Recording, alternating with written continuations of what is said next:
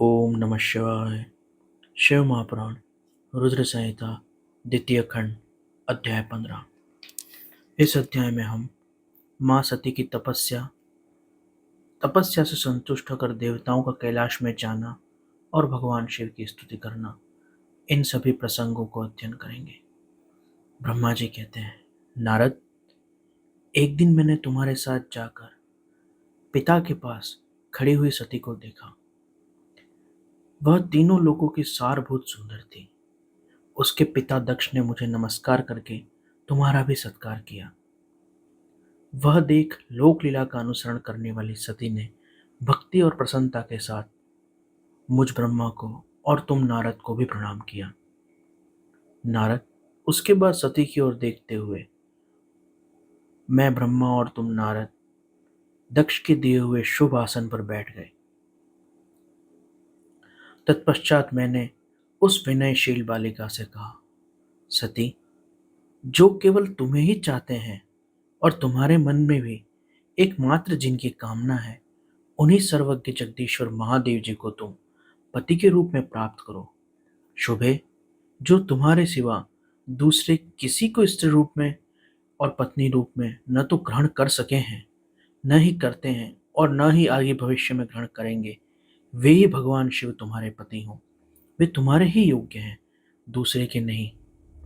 नारद, सती से ऐसा कहकर मैं दक्ष के घर देर तक ठहरा। फिर उनसे विदा लेकर मैं और तुम दोनों अपने अपने स्थान को चले आए। मेरी बातों को सुनकर दक्ष को बड़ी प्रसन्नता हुई। उनकी सारी मानसिक चिंता दूर हो गई और उन्होंने अपनी पुत्री को गोद में उठा लिया। इस प्रकार बाल्यकाल की सुंदर लीला विहारों से सुशोभित होती हुई भक्तवत्सला सती, जो स्वेच्छा से मानव रूप धारण करके प्रकट हुई थी, कौमार अवस्था पार कर गई। बाल्यावस्था बिताकर किंचित युवावस्था को प्राप्त हुई सती अत्यंत तेज एवं शोभा से संपन्न हो गई। संपूर्ण अंगों से मनोहर दिखाई देने लगी। लोकेश दक्ष ने देखा कि सती के शरीर में युवावस्था के लक्षण प्रकट होने लगे हैं। तब उनके मन में यह चिंता हुई कि मैं महादेव जी के साथ इनका विवाह कैसे करूं। सती स्वयं भी महादेव जी को पाने की प्रतिदिन अभिलाषा रखती थी। अतः पिता के मनोभाव को समझकर वे माता के निकट गई। विशाल बुद्धि वाली सती रूपिणी परमेश्वरी शिवा ने अपनी माता वीरिणी से भगवान शंकर की प्रसन्नता के निमित्त तपस्या करने के लिए आज्ञा मांगी। माता की आज्ञा मिल गई। अतः दृढ़तापूर्वक व्रत का पालन करने वाली सती ने महेश्वर को पति रूप में प्राप्त करने के लिए अपने घर पर ही उनकी आराधना आरंभ की।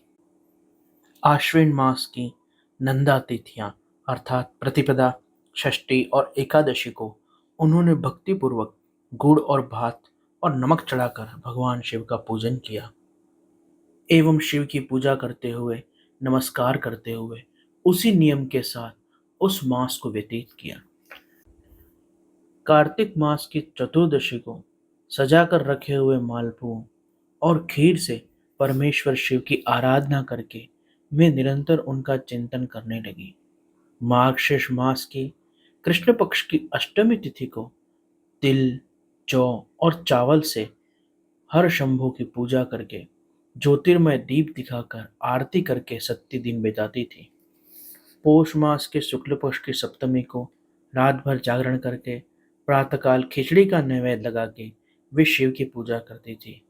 माघ की पूर्णिमा को रात में जागरण करके सवेरे नदी में नहाती और गीले वस्त्र से तट पर ही बैठकर भगवान शंकर की पूजा करती।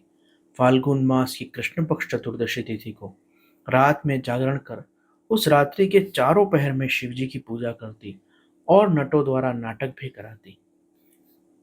चैत्र मास के शुक्ल पक्ष की चतुर्दशी को वे दिन रात शिव का स्मरण करती हुई समय बिताती और ढाक के फूलों तथा दवनों से भगवान शिव की पूजा करती थी।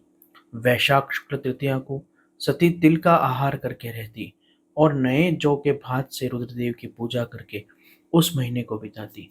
ज्येष्ठ की पूर्णिमा को रात्रि में सुंदर वस्त्रों तथा भटकटैया के फूलों से शंकर जी की पूजा करके वे निराहार रहकर वह मास व्यतीत करती थी। आषाढ़ के शुक्ल पक्ष की चतुर्दशी को काले वस्त्र और भटकटैया के फूलों से रुद्रदेव का पूजन करती थी।